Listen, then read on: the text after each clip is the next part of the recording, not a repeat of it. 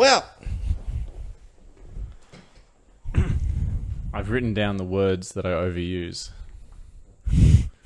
I've written down like... Did you do mine? You actually aren't too bad when it comes to using the same words. It's just sometimes you... The one that gets on my skin is you sometimes mispronounce words that are technical or specific to, like, music and its use. So every time you would say rift rather than riff, R-I-F-F, riff. I would kind of twitch a little bit, yeah. Oh, can you just twitch a little bit more? Like every single time. There's one ep where like, you said it like 3 times in a very short period of time, in a very short space, and I was like, oh, you hurt in my soul. You should find that video. Anyway, it's hot as hell. Are we going to do a hype up or? You said need. Or you're just going to yell at me? I just need to be hyped up. I don't need a hype up song. You can just come at me. Like maybe threaten to hit me. I'll feel pretty pumped. That'll get the adrenaline going. You need adrenaline. Well, we could get a hype up song, or we could just fucking hit you in the face.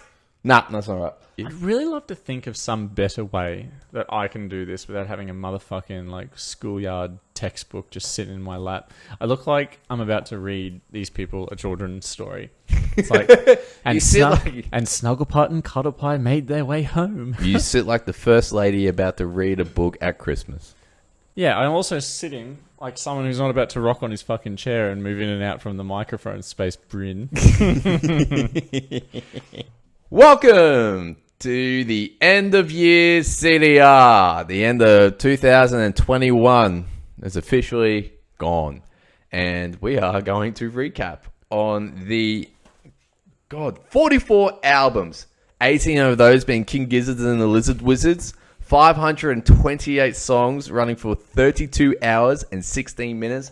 5 of those albums being debuts. One of those was a trilogy. Eric Church. Sorry, I misconstrued him as a debutante, unfortunately, but that's okay. Moving right along. It has been a long and big year. Me starting out as a father, Matt coming in halfway through. As a father, that has kind of put a little back burner on most of our recordings. We've been super slack. We have done plenty of recordings. The problem was the extracurricular editing and trying to fit that in whilst also not sleeping, you know? That, and we also had one album we listened to for 2 months. Well, yeah, we did have something of a break, but we had a break because there were, 15 unedited videos sitting there. I can't believe they're all up. I all smashed out in under a week. Yeah, we still need to put like thumbnail art up. So hopefully if you're watching this and the thumbnail art is up, just disregard that previous comment. It was always up. It was always perfect. And we made no upload errors at all. 0. You can't prove it. Sure, just look at our videos and they'll be out of sync.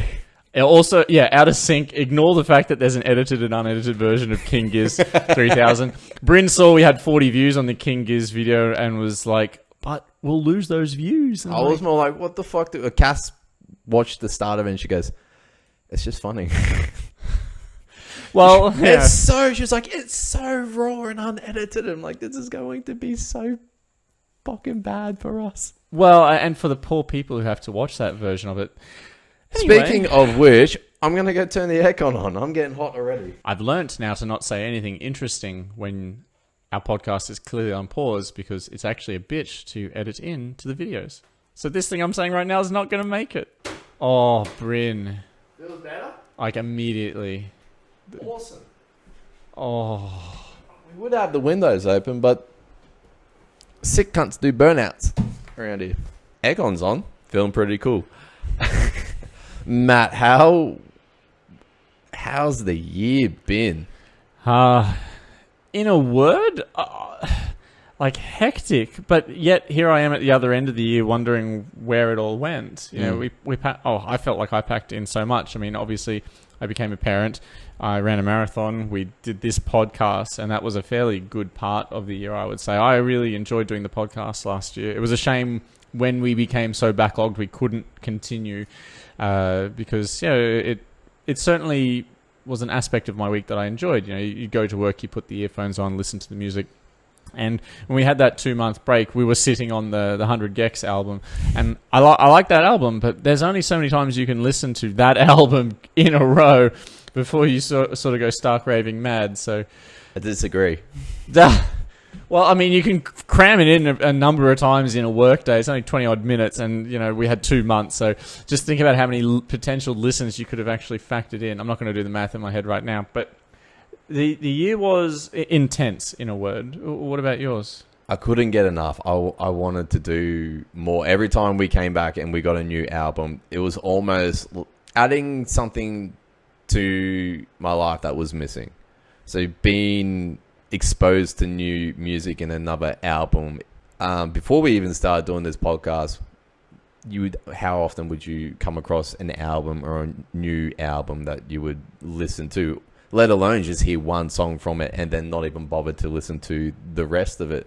And it makes a big difference when you hear one song on the radio and then you actually know the whole tracking of that album. You know, like, there's better ones in there, or, you know what, I actually know a bit about this album and I don't know why it's getting so much coverage. Maybe it's like, it's worth doing. I'd say anyone who's ever thinks about expanding their music, definitely pick a new album every week and then just roll with this, because it is just,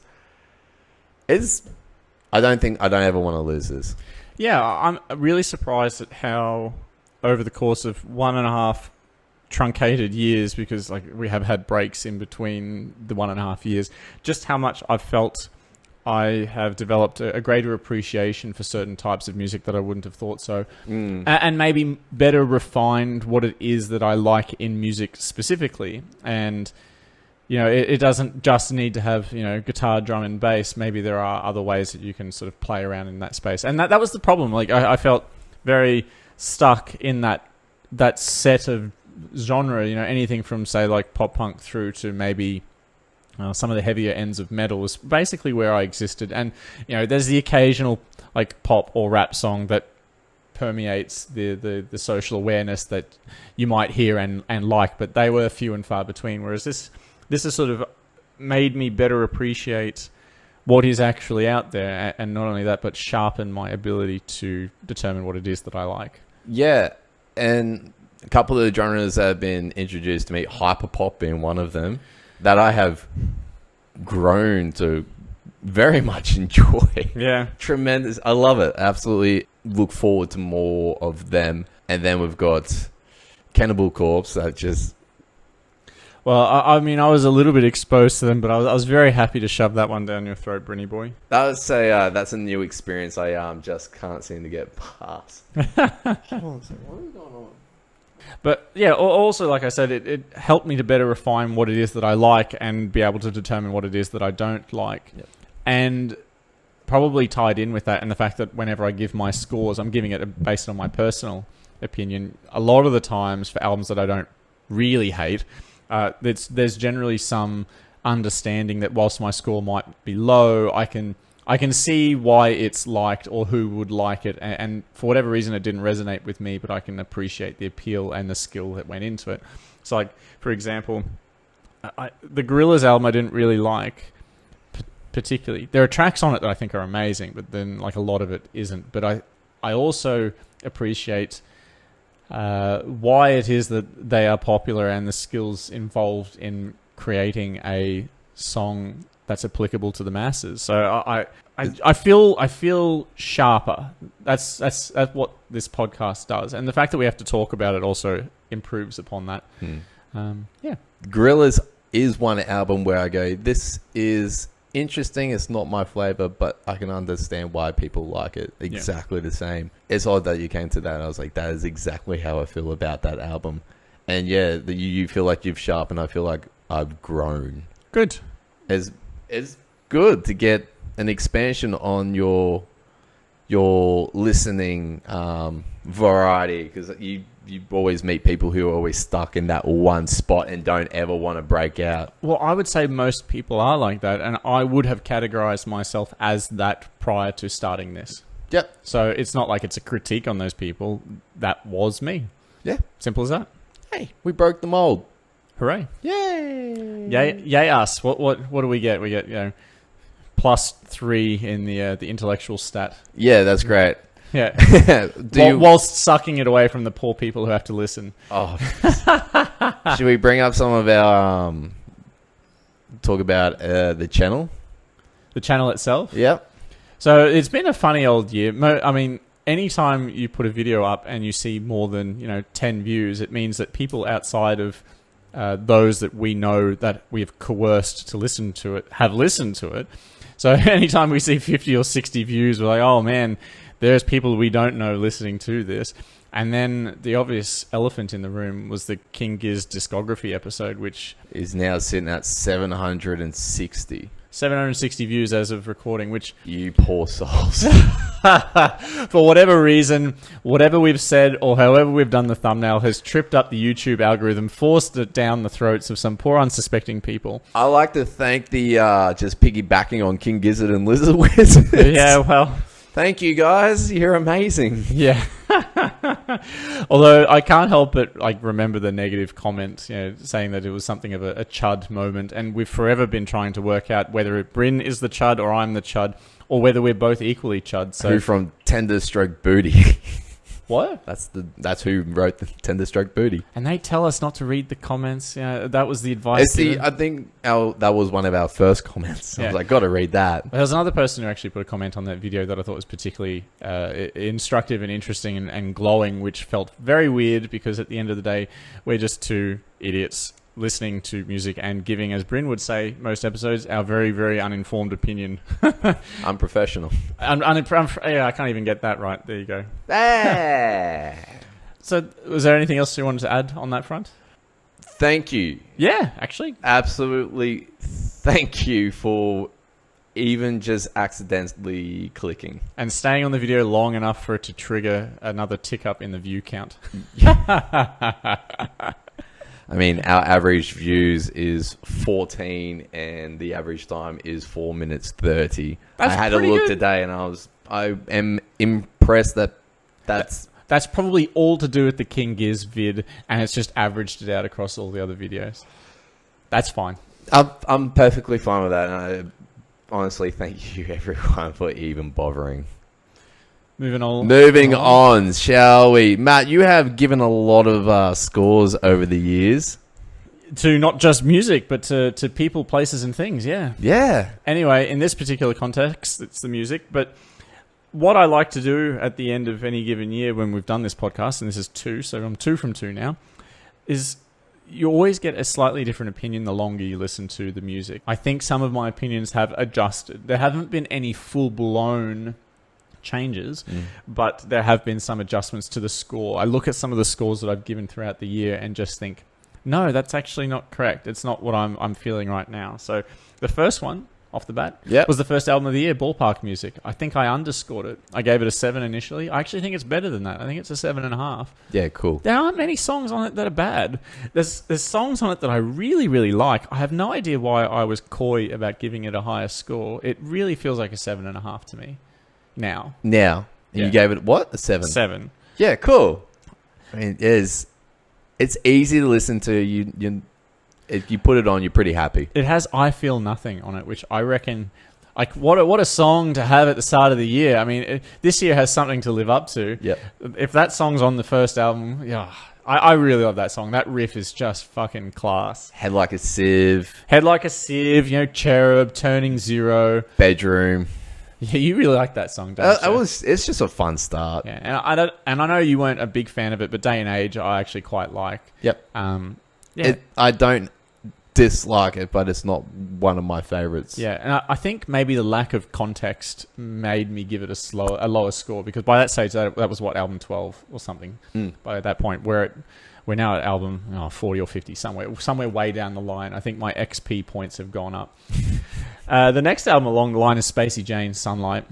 Album's probably going to be here on the TV somewhere. And Pat the album, Bryn. And then I'm going to go, yeah.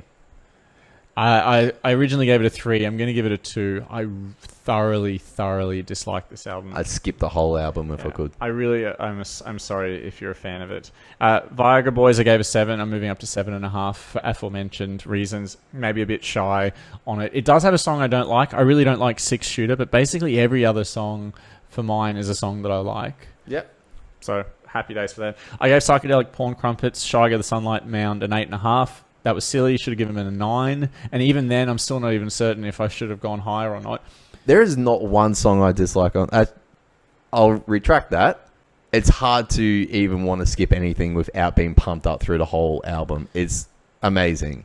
Yeah, well, as you know, I used it as my running album basically all year. So it's no surprise what album came up as, your Spotify most listened to when they did the rewind stuff. No surprise whatsoever. But I never ever skip any songs on that.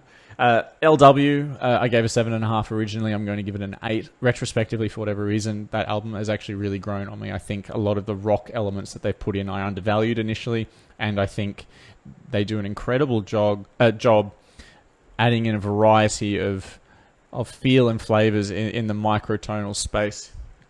Gorillaz, I originally gave a 4.5. I'm giving a 5. The reason I'm adjusting it is because the songs I like on that album are so darn good. I really like Strange Times. I really like Valley of the Pagan. I really like Momentary Bliss. Those songs are awesome. I will happily listen to them. And most albums that I listen to, I don't get 3 songs that I like that much. I basically dislike every other track. But on the weight of that, I'm giving them a bump up. Black Mini Schlagenheim, I gave 6.5. I'm ticking it up to 7. We can skip along. AJR, I initially gave a 5. I think, and you might disagree with this, but retrospectively, I think it's not as good as I initially reviewed it. I think it's more of a 4. And the reason is that I actually don't think the haphazard manner in which they construct their music is sufficiently interesting. Maybe on the first listen, but man, it loses its taste for me very, very quickly. So a 4. And I already shat on the album's lyrics when we talked about it back then anyway. Then we moved quite a long way long. Porter Robinson, I gave a 7, moving up to a 7.5 because the good songs on it are good. There's no real bad tracks. You might not like Dull Scythe, but I think, for whatever reason, I don't immediately hate Dull Scythe. And I think it's just such an easy listen, really, really comfortable flow. I'm super surprised that I like it as much as I am. That's the quintessential album of growth for me. I would never have thought I would have liked that album a year ago. Butterfly 3000, I gave an 8.5. I might have been a little overzealous. I think it's closer to an 8. I think some of the tracks, I still really, really thoroughly like this album, but I think on repeated listens, I'm not even sure I like it more than LW, which is why I've adjusted their scores to the halfway point, meeting each other at 8. I think that's a fairer reflection how I'm feeling towards the albums right now. Seth Sentry, I originally gave a 6.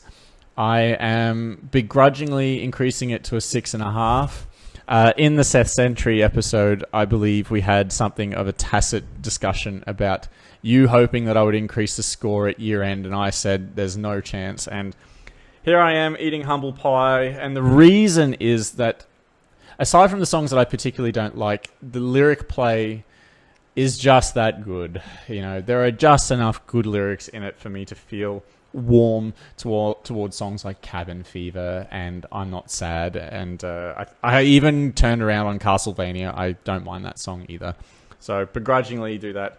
And the last one, I gave K-Bay from Matthew E. White a 5. I'm going to tick it up to 5.5 because I actually think the good songs on that album, some of the good songs on that album are excellent. For instance, Genuine Hesitation is actually an awesome song. That's even if it is 7 minutes long. It's like I said in the podcast, I wanted it to keep going. It's got such a good flow. It is awesome, and so it's a little bit of me just spewing at you, but that's the summary of the changes in the scores that I would like to give, and I guess that really gives a feel for how I've shifted during the year. I haven't docked many albums points, as you'll have noticed. I think generally I'm warmer towards music over the course of the year. And I sort of wonder if that coincides with maybe a more optimistic outlook that I presently have, given the fact that 2020 is over, 2021 is over. Surely 2022 can't be as calamitous. Big words from Matt.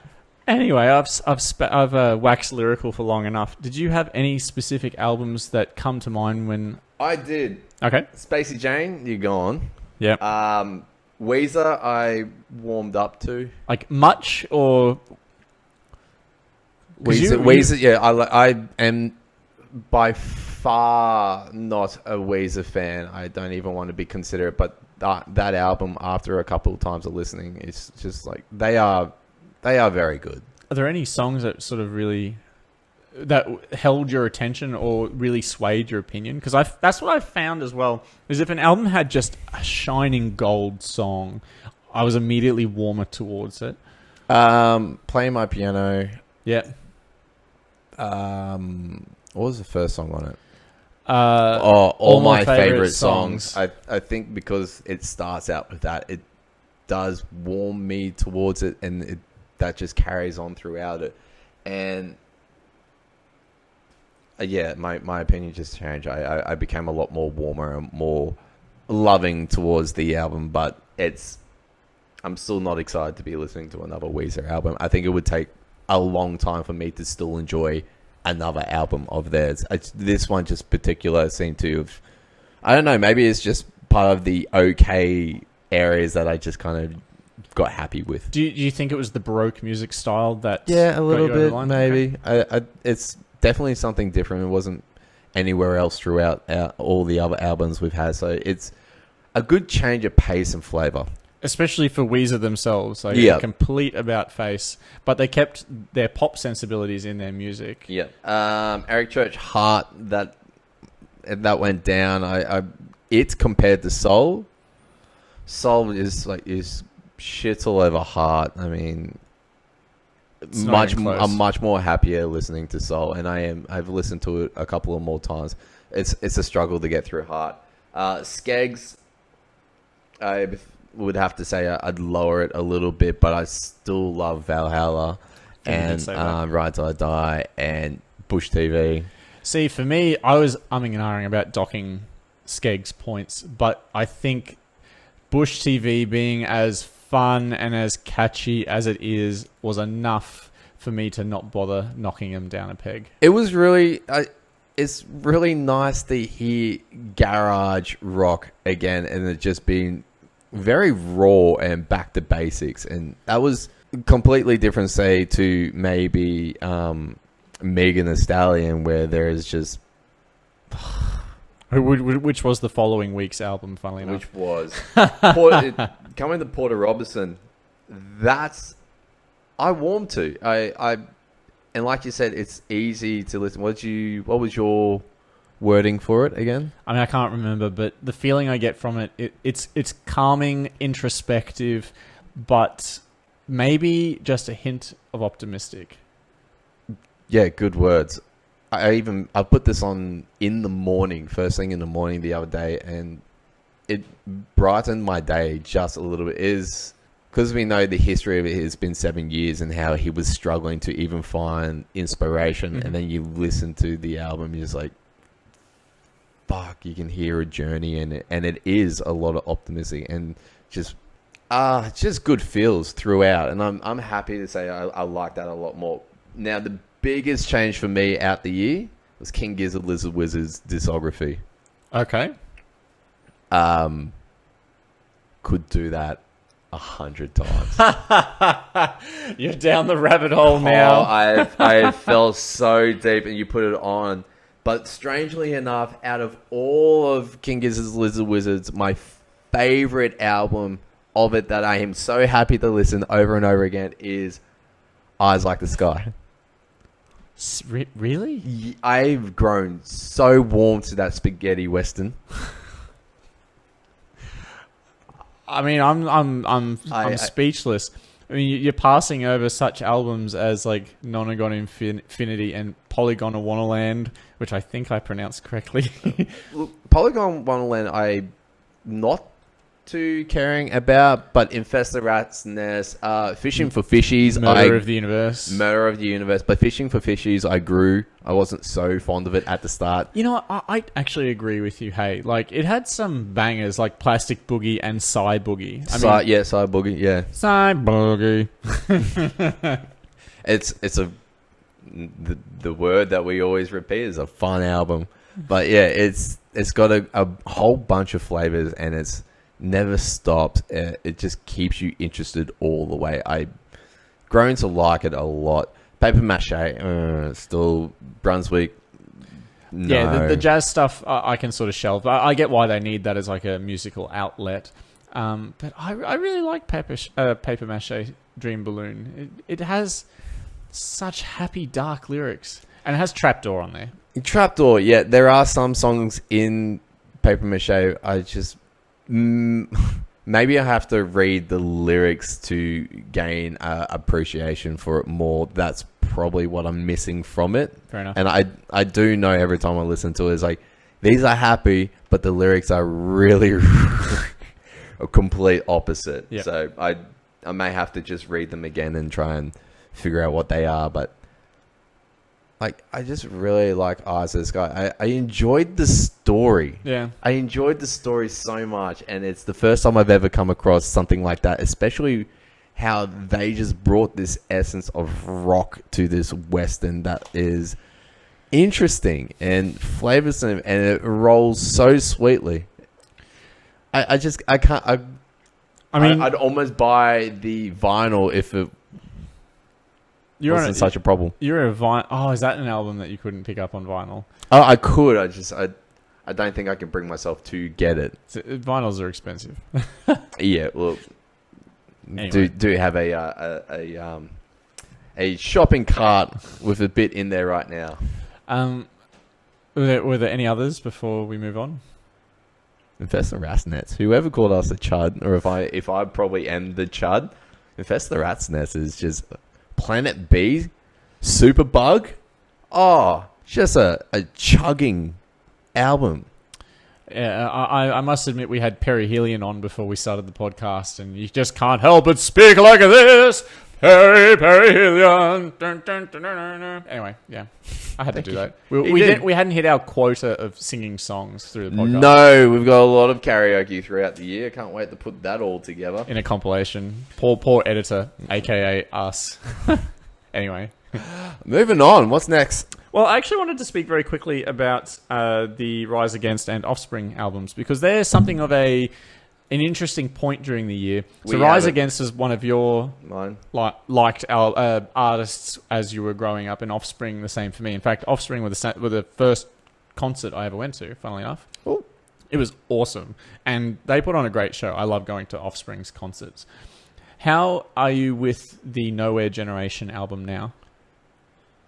First of all, I think Rise Against was my first concert I ever went to. Yeah. Well, even better. Even better. Disappointed. Disappointed? It's not their best album, and I would definitely gravitate to previous albums before them, not even going that far back.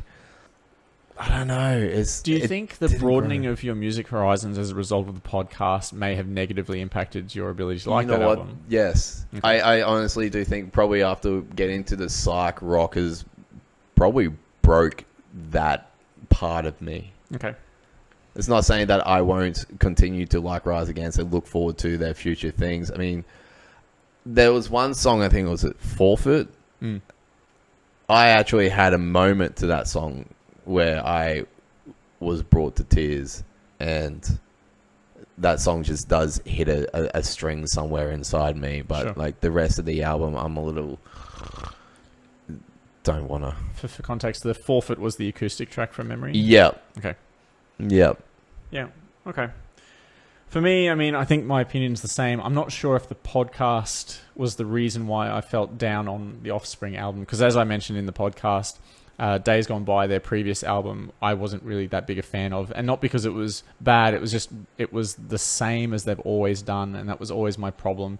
And I would say listening to the Rise Against album, as maybe nowhere near as big a fan as you, that was the impression I got. Those two albums suffered from previous successes and maybe a lack of willingness to change over time. Yeah. Which feels a bit disappointing, but at the end of the day, who are we to say do the music the way we want? They're going to produce what they do, and I think it's also then fair for us to say, well, we've had our fill. We really thoroughly enjoy the songs, but I'm really less inclined to sort of jump on a future Offspring album. Unfortunately, I'm going to love the hell out of Smash, Ixnay on the Hombre, Americana, Conspiracy of One, Splinter, even Rise and Fall, Rage and Grace. I love those albums to bits, and I'll listen to them continually if allowed to. But yeah, for whatever reason, maybe I had a maturity snap at some point over the last 5 to 6 years, and it's really just I've sort of hit that point where I'm actually not excited to hear new stuff from them. Unfortunately, I'm glad you brought Offspring, because they brought out my very childish side with We Never Have Sex Anymore, and I can't help but get real happy and dance around when that song comes on. Yeah, and I was really happy to see that the We Never Have Sex Anymore video clip features monkeys, playing into the comment that I made that they were aware of it being Donkey Kong music. Like, it is that. It's the Jungle Japes track from the original Donkey Kong Country. They took inspiration from that. That's the only explanation I can come up with.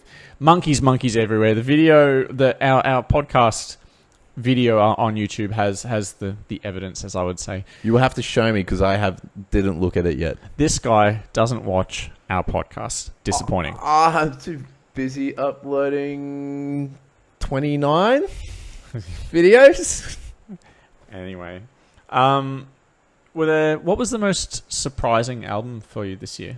Charlie XCX. Oh yeah, that's a good answer. Porter Robinson. Yep. The hyperpops really, yeah, they just completely surprised me. I never thought that I would have been drawn to that. I think it's the energy they bring. It just brings out. I wish they were playing when I used to go to nightclubs, because they're so much more fun, where you just lose and get sweaty, and just it doesn't matter how you dance or how much of an idiot you look. Like, to the song, you look pretty good. Yeah, fair enough. They were, the hyper pump has surprised me the most. What surprised you? Well, it's funny to think that we only first listened to King Gizzard and the Lizard Wizard like in 2021. So I would say listening to KG, they were the band that was the album that sort of got us thinking about them. And I remember doing like housework, the most boring, mundane task, and having KG on over and over and over and over again, being like totally okay with it, starting to like vibe with the 70s drums throughout the entire album, and then thinking, I remember someone saying they have like 16 albums at this point. I better have a look into them. And going on that rabbit hole dive wouldn't have been possible without us having first listened to KG. Yep. So for me, that was probably the most surprising, like, because it opened so many doors. It's like, oh, what's behind this door? And then you look in, and it's a corridor filled with doors, and like, oh, we better open them all. And then each door you open opens up to a new corridor of doors, and you're just getting lost in this friggin' maze. Lost. So I would say that, but I would also give a cursory mention to Black Midi. I know you really don't like them, but some of those songs just live with me. Yep, fair enough. Yeah, if it wasn't for KG, we definitely would never have gone down the psych rock. Never would have found psychedelic Porn Compass. True. Yeah. Imagine missing that. Oh god, I think my life would be ruined if I didn't have that that album in my life. What was the most disappointing album for you this year? Doesn't have to be a bad album, but just one that you were really pumped for and disappointed you. Oh well, it's got to be Rise Against. Fair enough. You? For me, I was already off the Offspring bandwagon by that stage, so they didn't disappoint me. They actually met expectation, sadly. That sucks, because Rise Against's previous album was really good. Yeah. I would say I was pretty disappointed by the... This is the strange thing. I was disappointed by the Gorillaz album, even though I gave it a slight increase in score. I was disappointed that it wasn't like a 7 or an 8. I just, when I think of Gorillaz, I think of these songs I really like Clint Eastwood and Feel Good Inc. and they're obvious bangers, and I was wondering to what extent that quality or sense of music stayed true across their whole song list. And I guess for whatever reason it didn't mesh with me. I tend to think it's because it's the fact that you have all these other artists coming in and contributing, but that was a bit disappointing to me. Funnily enough, I didn't have a ton of expectation for many albums this year. Hey, like a lot of them I actually went into thinking, oh man, I've never heard of these guys. I bet you they're shit. And then a lot of times turned out to be wrong. A lot of times they were good, or at least had some quality that I liked. So by that measure, I would say, well, Spacey Jane Sunlight. The first track was so good. I actually quite liked their first track, which was called Good For You. Mm. And that was the one that we listened to on the day. And I'm like, oh, maybe I can get into this album. And it was just snoozer after snoozer. So probably those two albums for me. Tash Sultana. See, I had no expectation for her, but like, did you have? I think it was a little bit sleepy than I thought it was going to be. I think I was expecting a little too much. Maybe more busking, a bit more maybe upbeat rocking, but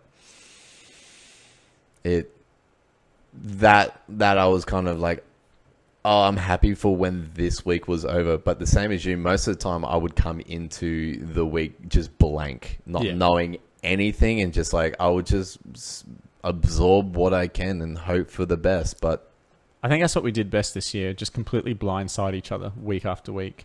But yeah, I take your point with Tash Sultana. There's chilling and then there's comatose. Yeah. Also, if no one knows, I don't particularly go rummaging deep for albums. I generally just go, that looks all right. Maybe mostly just from album covers. And I think my best choice for the year, or the best two choices that came out of that decision, was Psychedelic Porn Crumpets and Viagra Boys.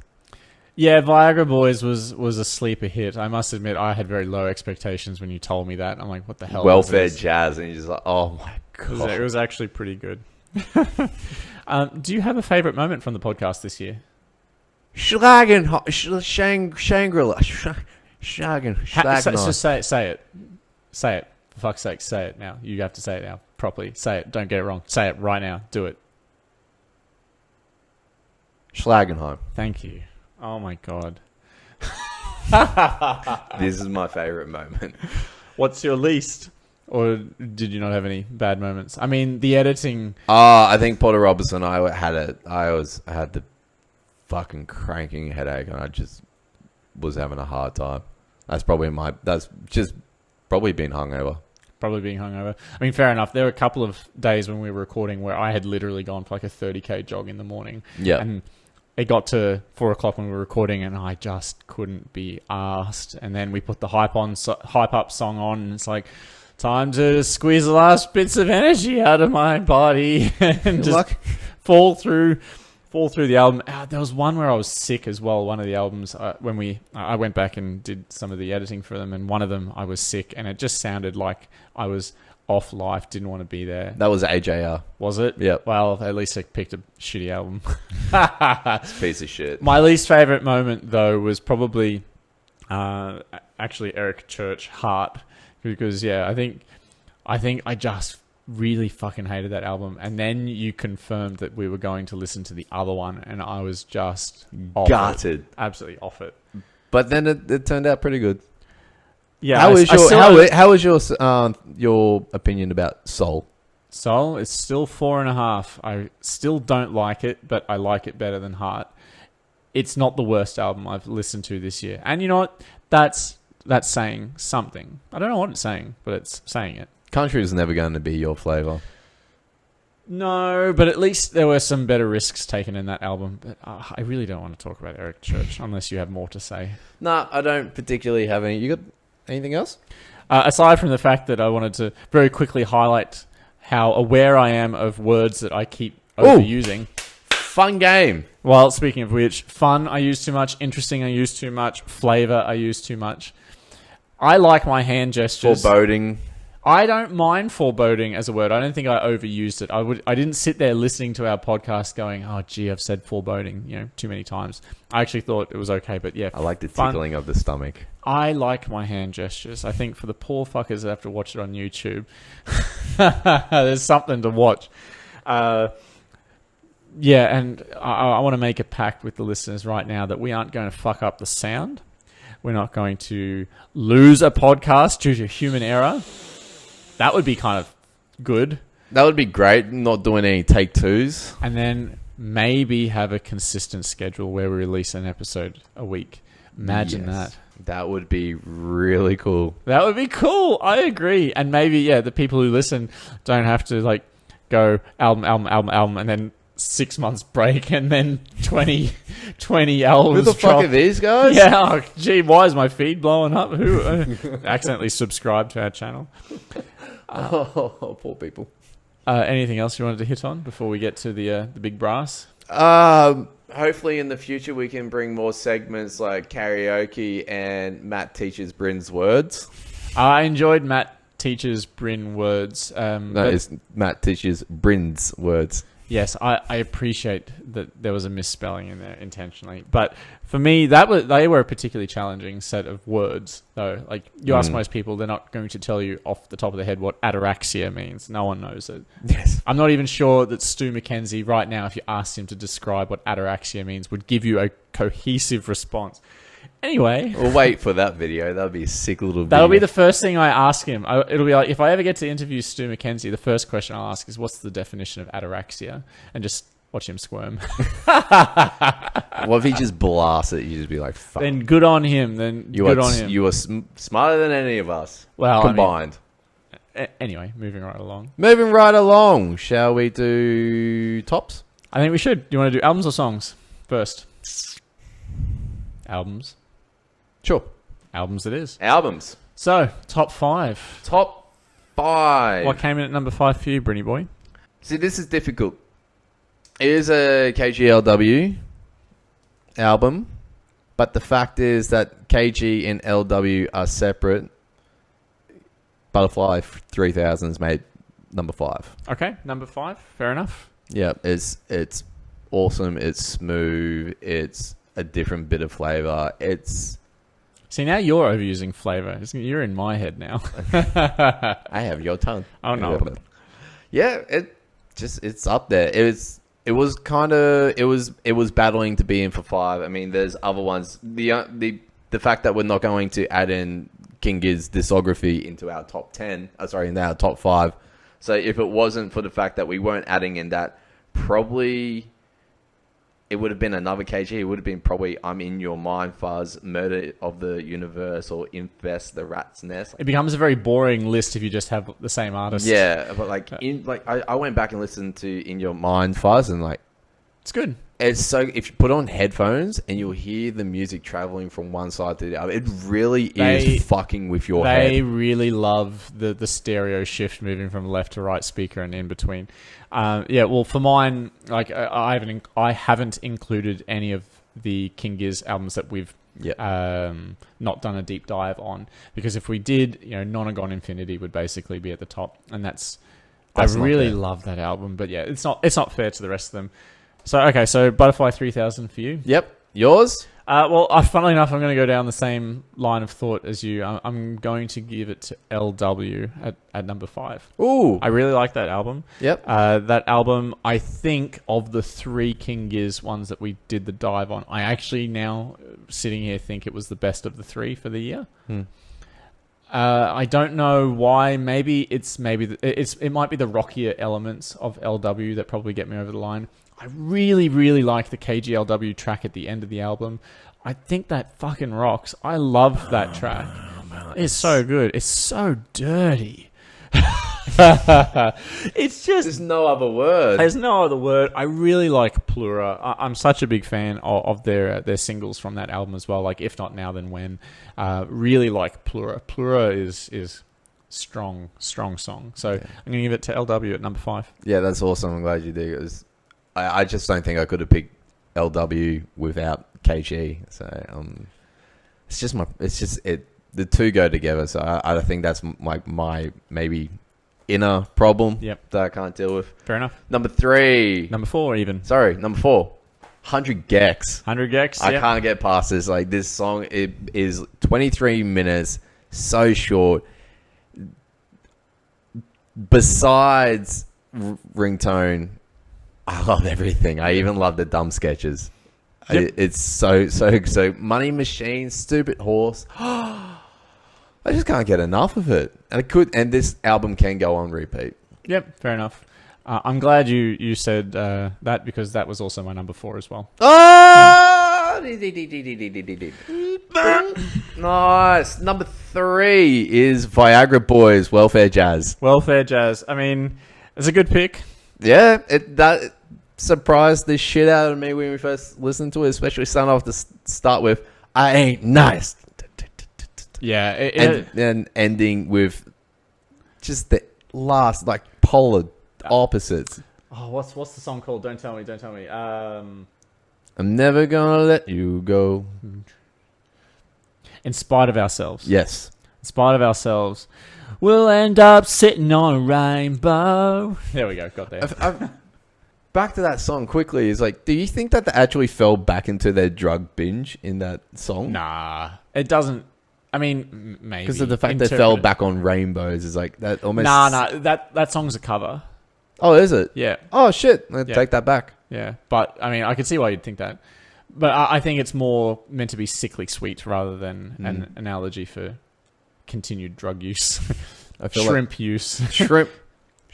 Never counted how many shrimp or dogs were in that bar. Anyway. Number 3. Well, for me, my number 3 is... Oh, what is my number 3? I'm stuck in a tough spot for number 3. I think I'm going to give it to Ballpark Music. I actually really like that album. I think that was... It's funny too, because in terms of the scores almost get disregarded a little bit. I don't understand why, like, it's not just my highest scoring albums, but for whatever reason, like right now asking me, I'm like, yeah, I'm really vibing Ballpark Music.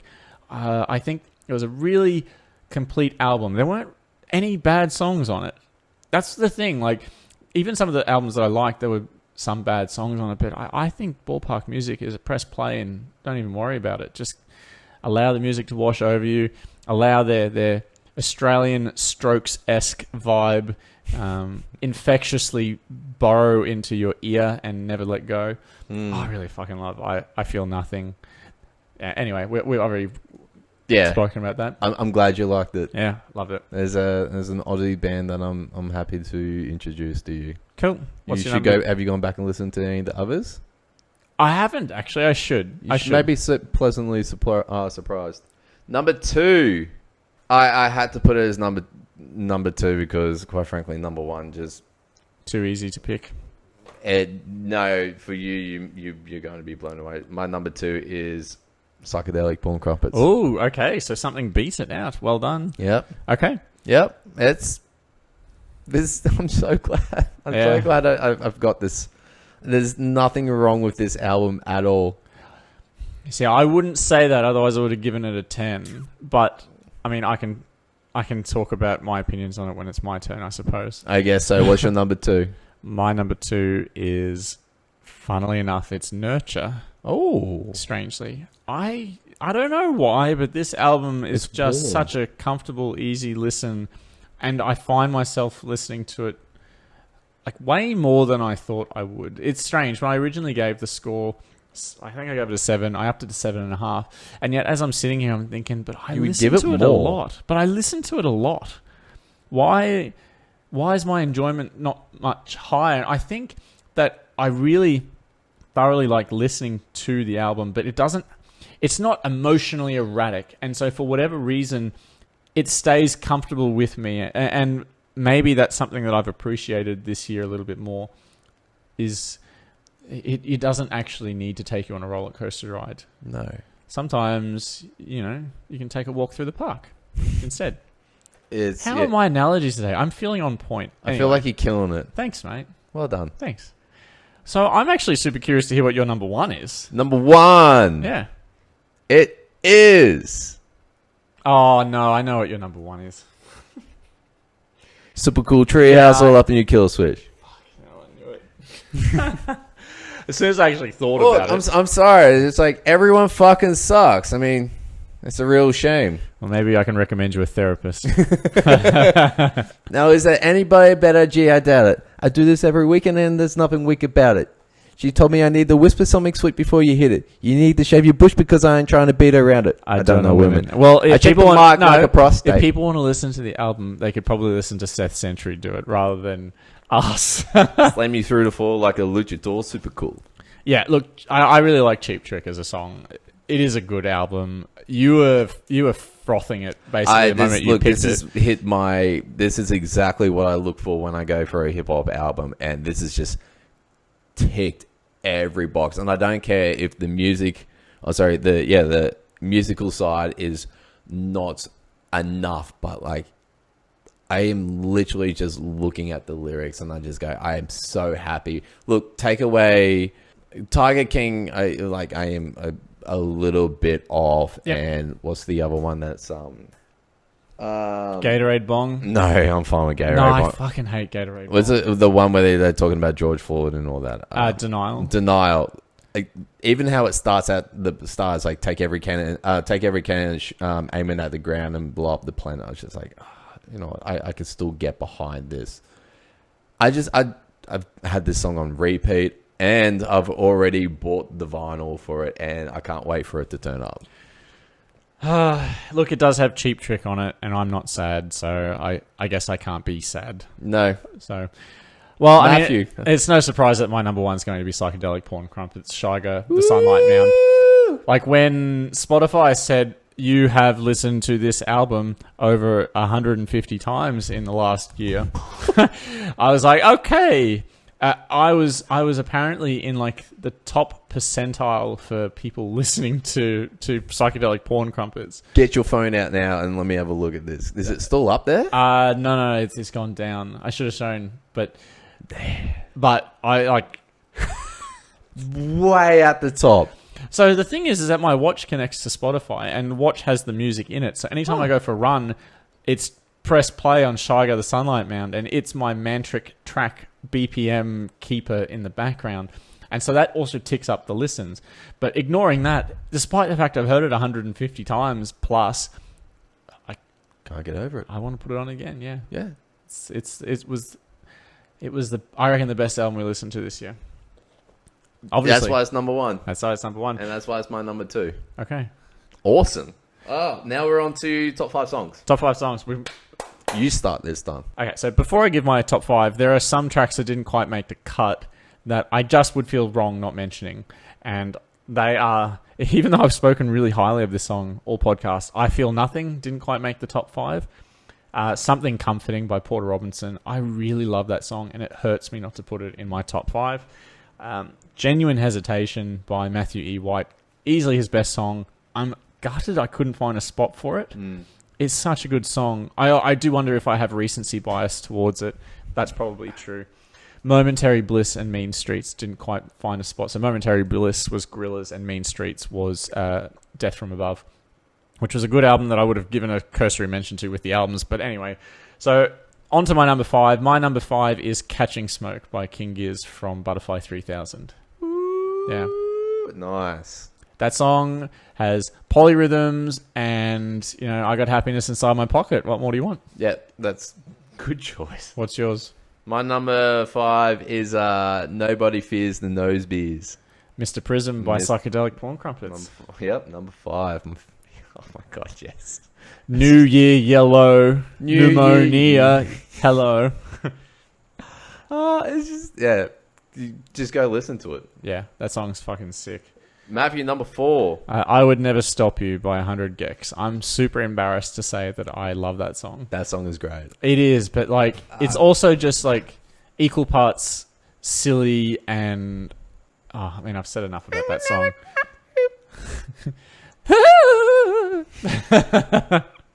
What's your number 4? My number 4 is Hungry Wolf of Fate. From KG. KG.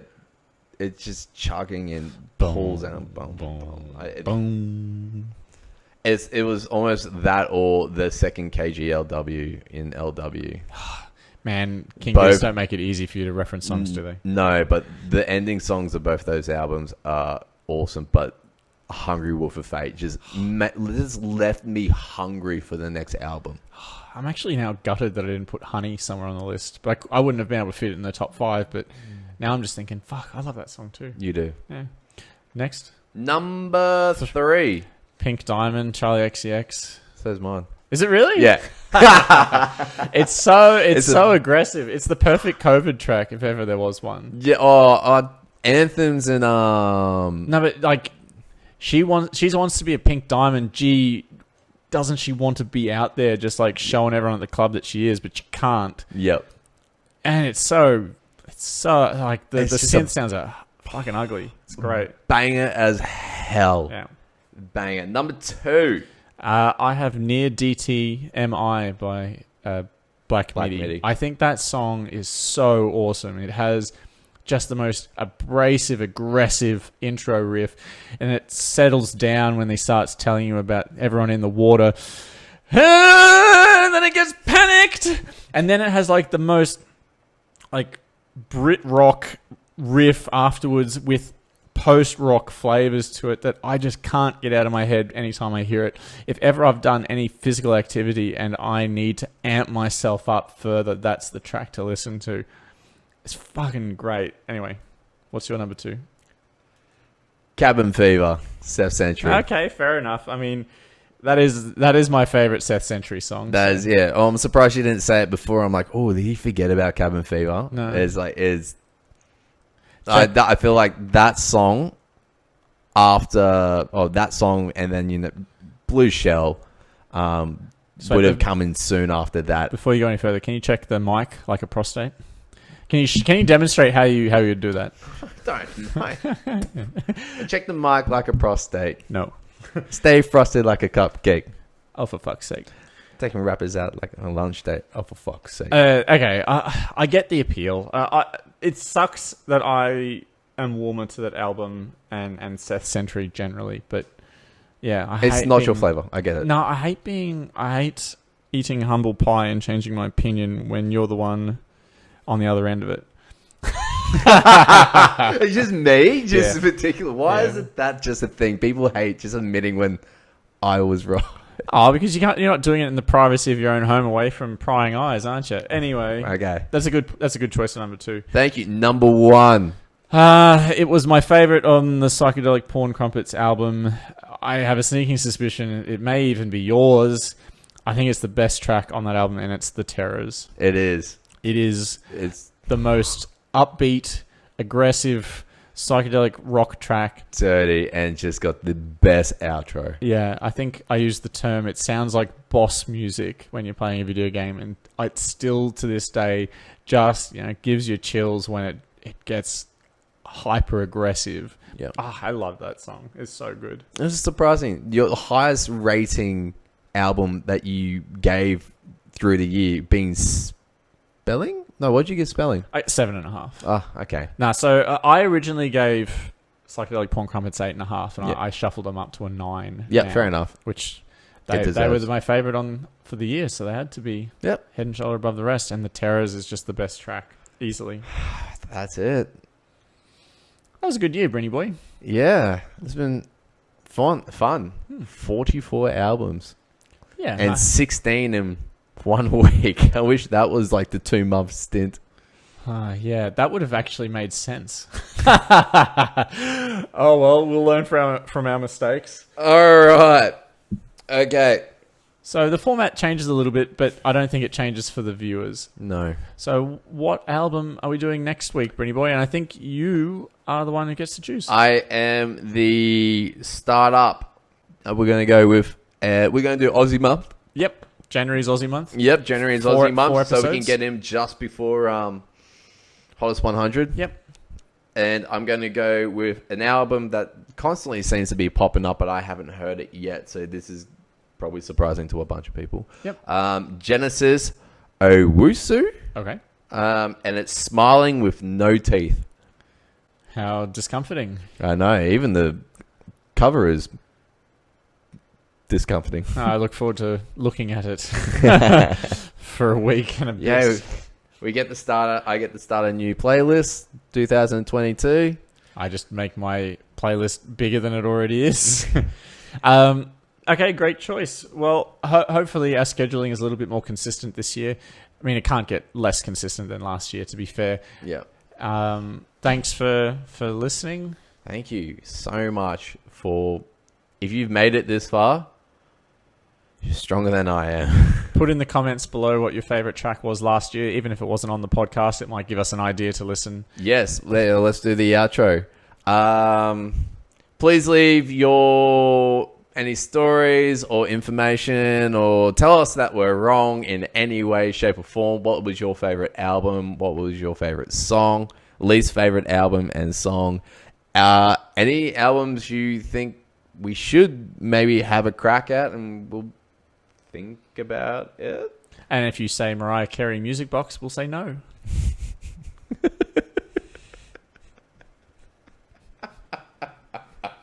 Goodbye, everybody. Oh, fuck. I wonder if we should just do a history one. We have to do a history one, but we got Aussie month first. Yeah, okay, then Mariah after. We're not do Mariah. Your brain is breaking. Mariah. Okay. Fuck, you're pretty slow. Now, look at him go. Pump that sucker.